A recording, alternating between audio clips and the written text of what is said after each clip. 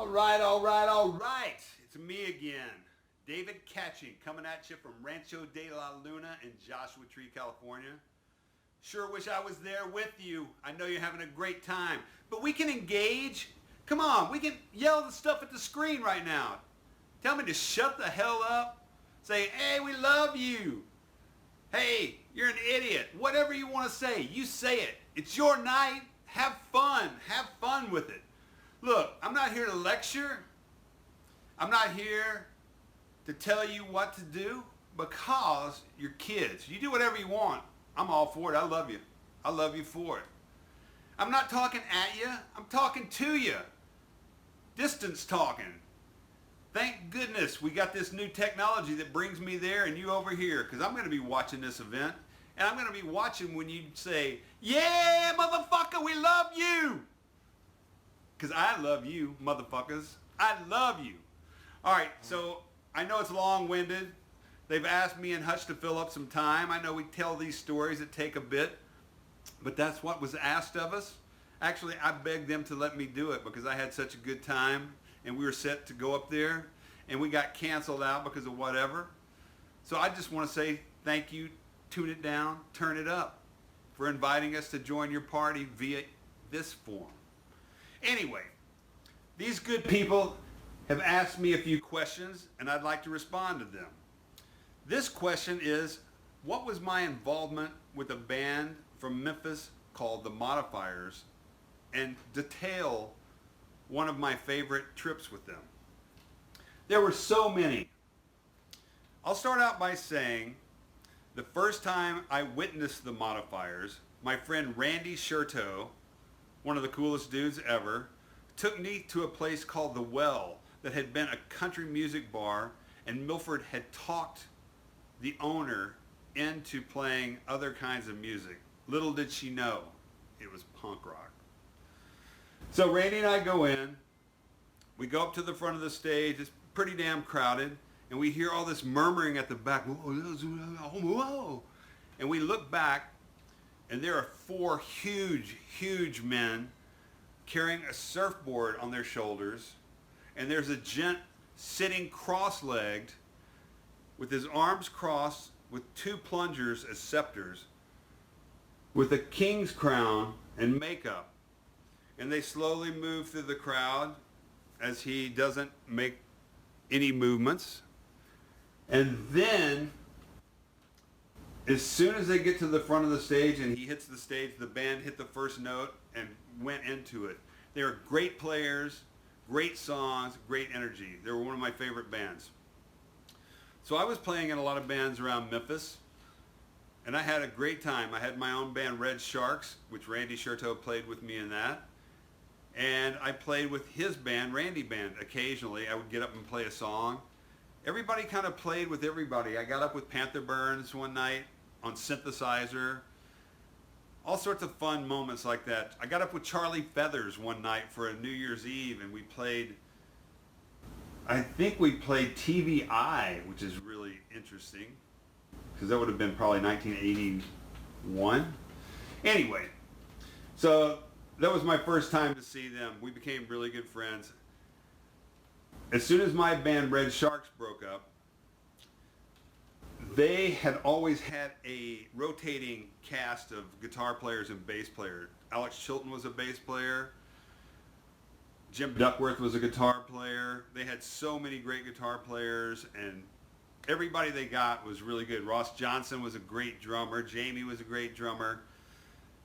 Man, just so many great people. Anyway, they had a gig in New Orleans, and they asked me if I wanted to do the gig in New Orleans. And I was like, hell yes. I hadn't been there since I was a kid. I went with my family when I was probably 9, and we went down Bourbon Street, which at the time was crazy because there was nude women coming in and out of the places. People were drinking. There was a magic shop. There was takeout place. I'd never seen those. I loved it. So I was like, hell yeah, I'm ready to roll. And I was 19. So the day comes, we meet at the Modifier Mansion, which was this huge ass building, like an old house, 3 stories, that they had by the local club, the antenna and the well, for like $200 a month, and it was like 6 bedrooms. 2 of them you couldn't go into because they were overgrown.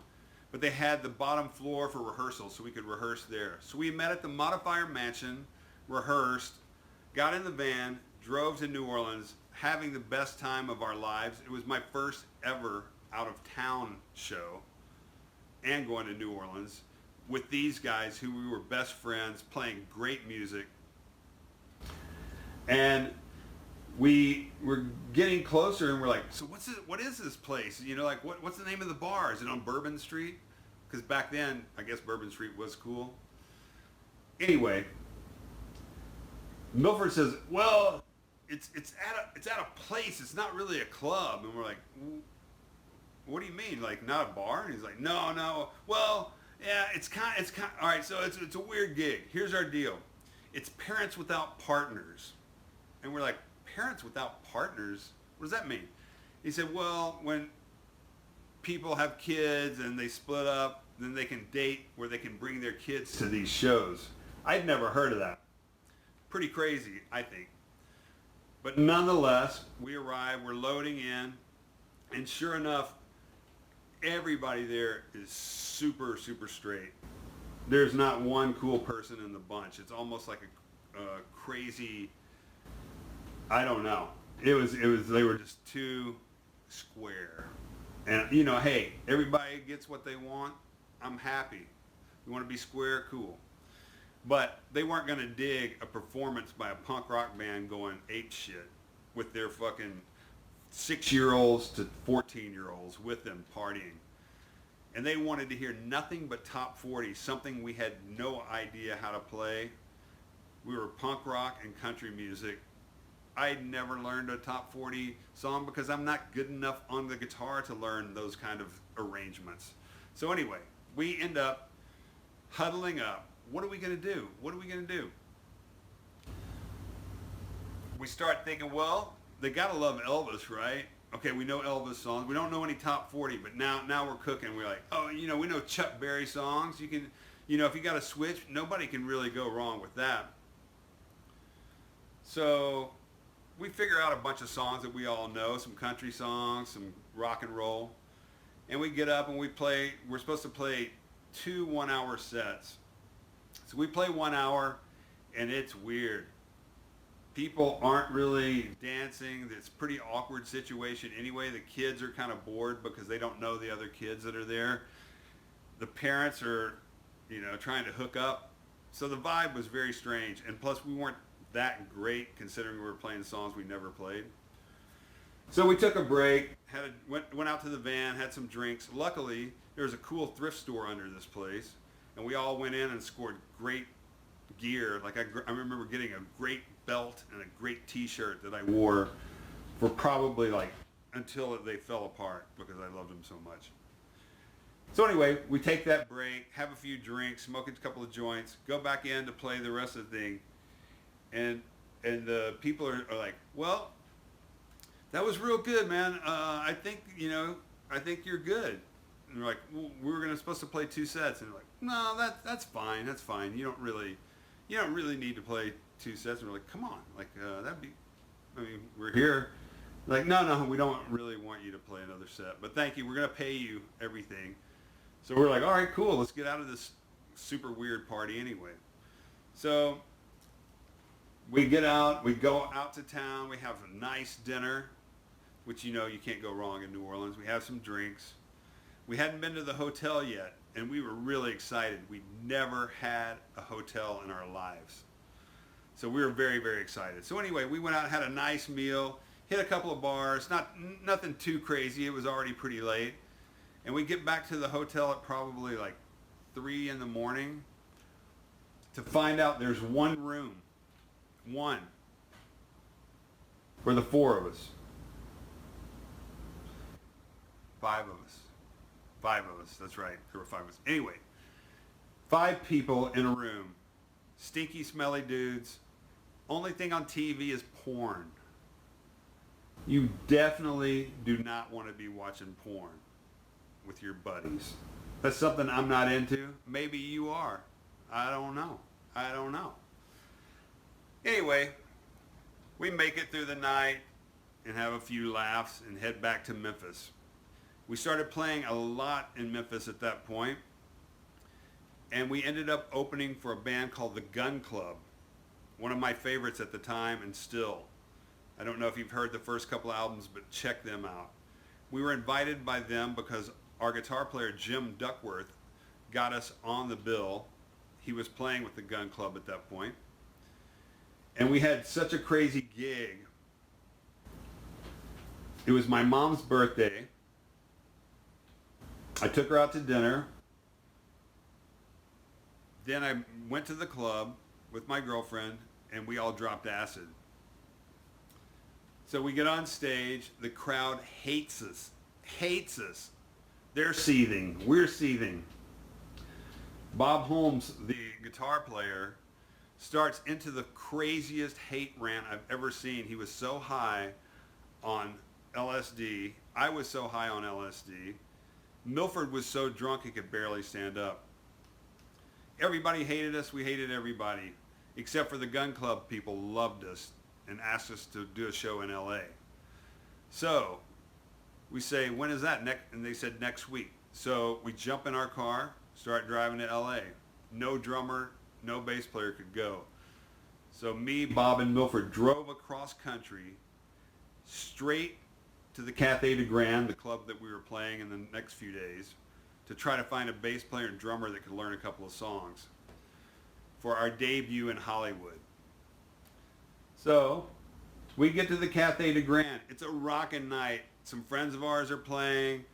We walk in, our first night in glitzy, glamorous Hollywood. And no shit, it was. For some country boys from Memphis walking into an LA club in 1983, oh yeah, you know it was crazy. Anyway, we walk in, we're watching our friend's band, and Bob and I start looking around.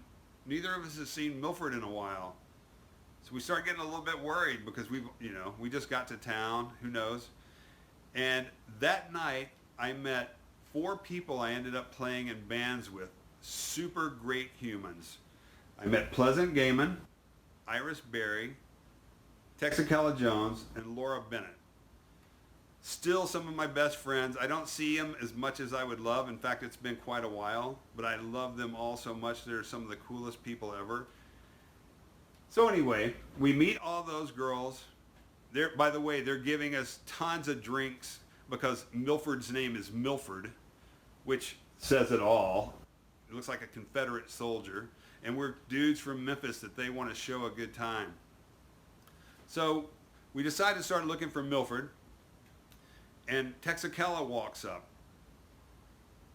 Check out a photo of her. She's so beautiful and so wild. She's so sweet. I ended up being roommates with her and playing in a couple of bands with her. Amazing musician, singer, awesome songwriter. Anyway, she comes up. She looks really wild and beautiful. And she's like, "Are you looking for your friend?" And we were like, "Yeah, we haven't seen him in a while." She goes, "Well, I saw him leave with a questionable lady, maybe a lady of the evening."